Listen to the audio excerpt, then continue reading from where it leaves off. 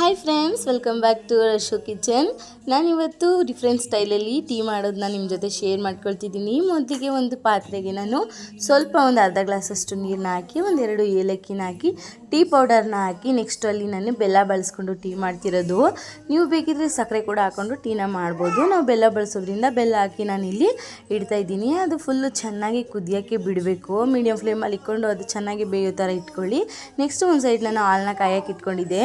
ನೋಡಿ, ಈ ಥರ ಫುಲ್ಲು ಸುಂಡೋಗ್ಬಿಡ್ಬೇಕು, ಅಲ್ಲಿವರೆಗೂ ಚೆನ್ನಾಗಿ ಅದನ್ನು ಕುದಿಸ್ಕೊಳ್ಬೇಕು.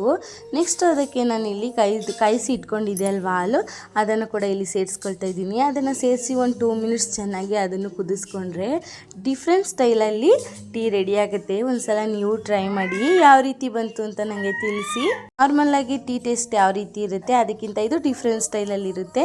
ಸೊ ನೀವು ಕೂಡ ಟ್ರೈ ಮಾಡಿ, ಒಂದು ಡಿಫ್ರೆಂಟ್ ಸ್ಟೈಲಲ್ಲಿ ಟೀ ಮಾಡಿಕೊಂಡು ನೀವು ಕೂಡ ಕುಡೀರಿ ಅಂತ ಹೇಳ್ತಾ ನಾನು ಈ ವಿಡಿಯೋನ ಇಲ್ಲಿಗೆ ಎಂಡ್ ಮಾಡ್ತಾಯಿದ್ದೀನಿ. ಇಷ್ಟ ಆದರೆ ಲೈಕ್ ಮಾಡಿ, ಶೇರ್ ಮಾಡಿ, ಕಾಮೆಂಟ್ ಮಾಡಿ. Thanks for watching and keep supporting guys.